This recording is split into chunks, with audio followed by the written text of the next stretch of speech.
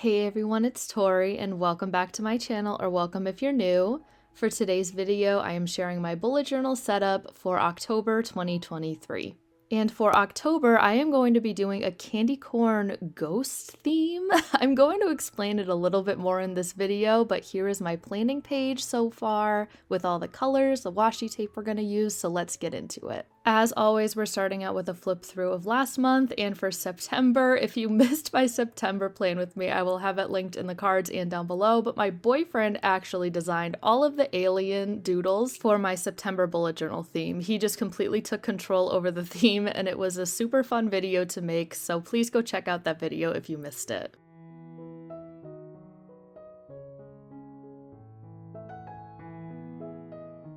I'm using a lot of my go-to supplies for this video, like my Tombow dual brush pens. I'm using my Micron fine liners to outline everything, and some washi tape from Stationery Pal. All that good stuff will be linked below, and let's hop into the cover page. So as I mentioned, this theme is going to be candy corn ghosts, and my inspiration for this theme comes from all the adorable ghosts I've been crocheting lately with candy corn hats. The pattern comes from aqcrochets on Instagram and Etsy. I'll have that link down below if you're interested, and I'll be sharing pictures on the screen, I'm sure, of all my creations. I've made about 5 of these babies at this point because they're pretty easy to crochet and they're just so cute and perfect for Halloween decor. I'll probably keep them up all fall if we're being honest. I'm obsessed, and I knew they would make the most adorable October theme in my bullet journal. So I just outlined my candy corn ghost with my 05 micron fine liner, colored it in with my Tombows, and my headers and these little spider web corners are made with the bullet tip side of my black Tombow dual brush pen. And if you've been around here all year, you know it's about time to make this cover page into a Dutch door. When I pictured this theme, I knew I wanted the Dutch door background to be a bunch of these big candy corns just scattered all around everywhere on the right side of my monthly spread. So that's exactly what I did, and I must say it matched my vision perfectly, and I'm in love with how this turned out. This theme and all its like doodliness and just drawing the elements of this theme over and over on each spread in this setup really brought me back to when I first started bullet journaling back in 2019 and like all throughout 2020. And I am so here for it. I've been in a bit of a bullet journal setup slump since like April of this year, if we're being honest, which is why I started switching over to the more scrapbook style bullet journal spreads for May and June. And then I kind of went back to doodling again for my July theme, but then brought back all the paper and washi and stickers again for August and September. I'm really happy to have the doodle bug back in my system because I've really missed it, and I'm hoping it sticks around for a while. But anyways, back to talking about my cover page.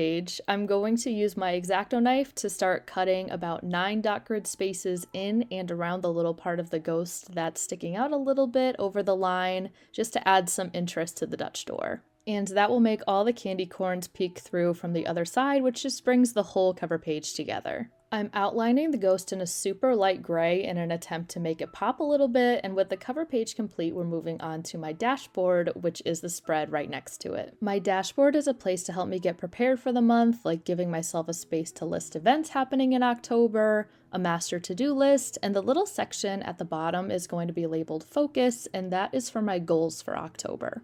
After adding in all the little subheadings to the orange and yellow bars, I'm going to draw a couple candy corns at the bottom left corner, and that about sums up my super simple dashboard.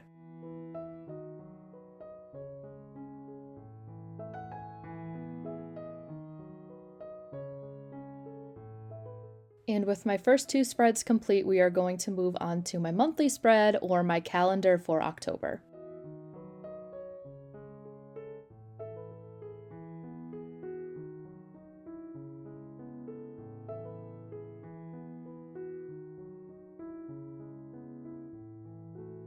I feel like I say this in every video, maybe not every video, but many of my Plan With Me's, that I love not having to draw anything on my calendar spread because I already have the Dutch door design in here, and it just makes my life so much easier.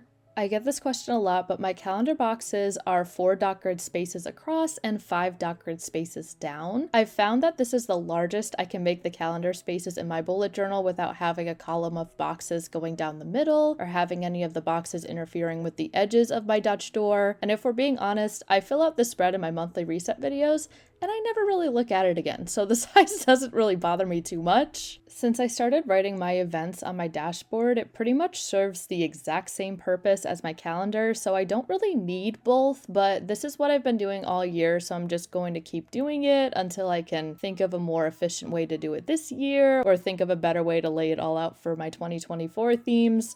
We'll have to see. But I'm just using my orange tombow in 933, I believe. Remember, it's all going to be linked down below, so if I say it wrong, it's going to be linked correctly down below. And the yellow in 055 to highlight the top line of each row so I can write the numbers in my calendar with my 01 micron. That is my calendar or monthly spread complete, however you want to say it, and we are going to be moving on to my trackers.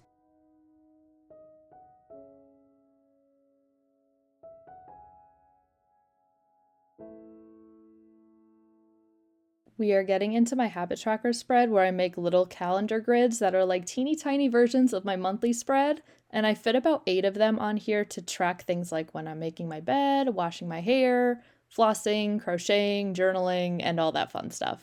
I think it's so interesting seeing what other people track in their habit trackers when I'm watching other Plan With Me's, and I used to be good at putting the titles of my habits over the grids, but lately, and by lately I mean it's been like over a year since I've been doing it consistently, I don't think I've been filling them in at all in my videos or my journal photos.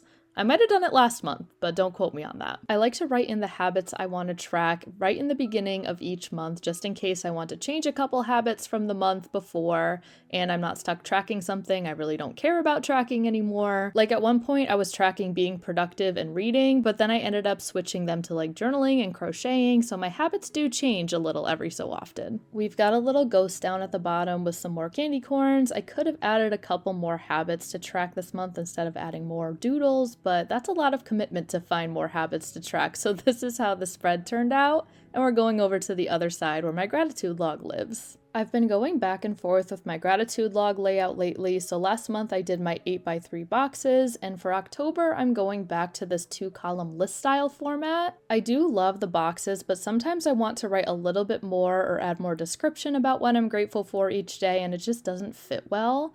Also, I don't usually number the days when I do the boxes, and last month my journal got all out of whack because I was missing days and filling out the wrong days, and it was just a mess, so I'm going to avoid that this month. I added some washi tape at the bottom, and these 2 tracker spreads are complete. Now we are moving on to my anxiety and my stress and health logs.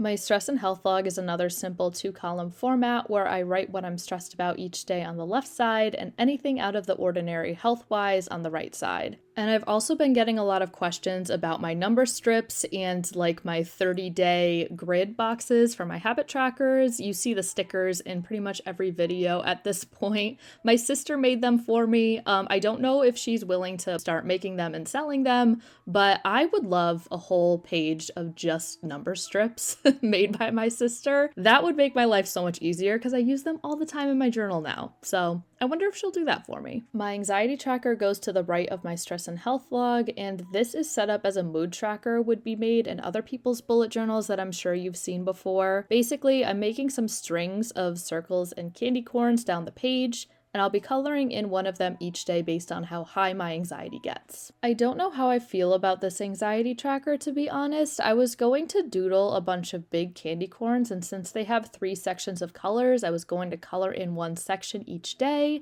but I knew my perfectionist brain could simply not handle any colors being out of order, or like an all yellow candy corn or an all orange candy corn, so this is what I came up with instead. I think it looks fine. It could look better, but it's fine. The cute ghosty in the corner makes up for it.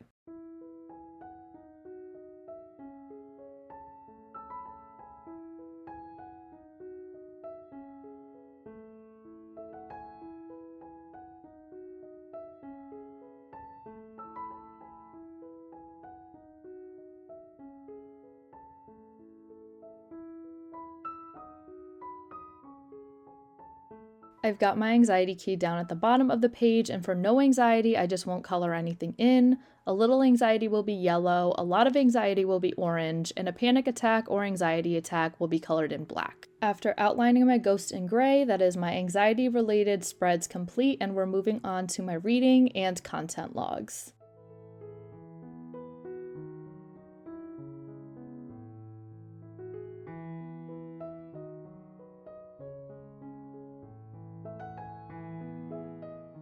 Fun fact, my reading and content logs are actually something I considered not including this month because I've been filling them out, but I don't really feel like I see a purpose in filling them out currently. I can see when I finish a book on my phone with my Libby app and in my reading journal, so I don't think I really need my audiobook progress bars, and it's also hard to fill out when I read and want to record my occasional physical book because those are pages, not percentages. So I need to rethink my reading log for future setups. Also, my content log is back to 3 social media columns. I literally forget Threads exists every single day, so I'm not going to make an effort to try to post on it a certain amount of times per month. We are just sticking to Instagram, TikTok, and YouTube for the foreseeable future. I'll have to update you in November's plan with me if I actually use this reading and content log, but for now, we are moving on to my expenses log.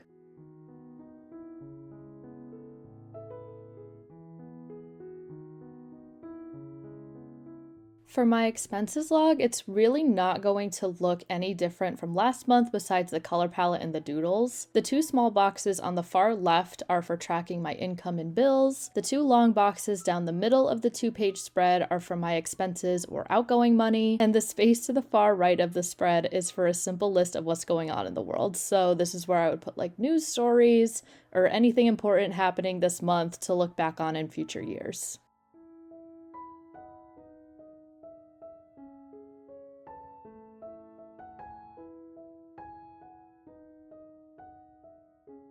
I put the title of what's going on in the world at the bottom of this layout again like I did for September because I just like the look of it. I think it's pretty balanced out with the expenses as the main header at the top, and in past setups I felt like the layout would be super cluttered at the top with both headers, so this is working well for me. And by the way, for everyone new here, I know the expenses and what's going on in the world are very unrelated, but I don't need a ton of room for the what's going on in the world section, so I don't want it to be on its own page.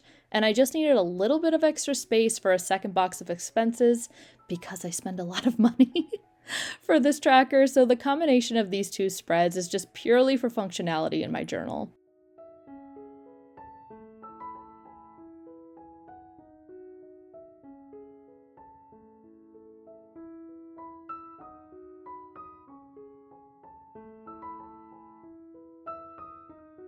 At the very top of the income and bills boxes say date, amount, and description, and for the expenses boxes, they have space for amount, for me to write whether I paid with cash or a credit card, and a description of where the money went to. I'm finishing off this spread by coloring in the ghost and the candy corns at the top, and then we are going to be moving on to the last spread of this setup, which is my monthly review.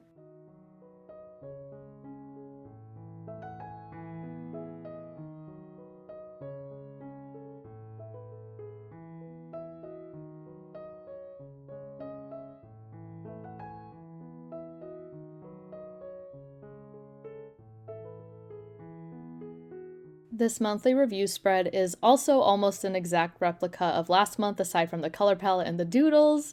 That tends to happen a lot with me. I find one thing that works and I don't stray from it until it's not working for me anymore, or I just feel like switching things up, which is not that often. As always, we've got a space for remembering where I can write the highlights of the month and add in a Polaroid of a picture I took in October. And my loving section at the bottom of the left spread is for me to write anything that I've been loving throughout the month that's not really related to anything I've been watching, reading, or listening to. So this could be like food, clothing items, stores, really just anything random or out of the blue that I don't want to forget that I loved in October. For my watching section, you'll see in a little bit, I make 3 little TVs that are marked movie, TV show, and YouTube. And I try to pick one for each that I've been loving to talk about in my reset videos, which is going to actually be the next video after this, will be my October monthly reset. So please subscribe subscribe if you haven't already so you don't miss out on that video. For reading, I have space for 3 books, and it's really funny because throughout this whole year, I've either been reading 2 books a month or 4 books a month. So if I end up going over 3 books, that's okay. I write about everything in my reading journal anyways. And also for listening to, I know I only have space for 2 songs or podcasts that I'm listening to because most of the time I'm listening to audiobooks. So I really don't need any extra room or like a whole playlist spread that I know some people do. I honestly don't listen to a lot of music, which might be very strange for some of you to hear, but I'm really only listening to like my favorite podcast, which is Ladies and Tangents, by the way, and reading audiobooks via my ears.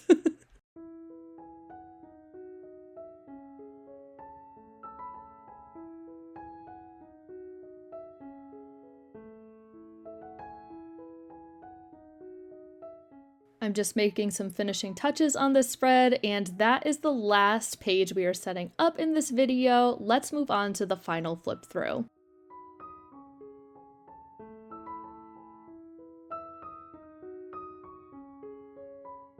We are now entering the final flip through portion of today's video, and I want to encourage you all to comment down below what your theme is for October 2023. And also, if you made it to the end of this video, comment a little ghost emoji. You're all amazing, and I truly appreciate everybody who watches my videos to the end.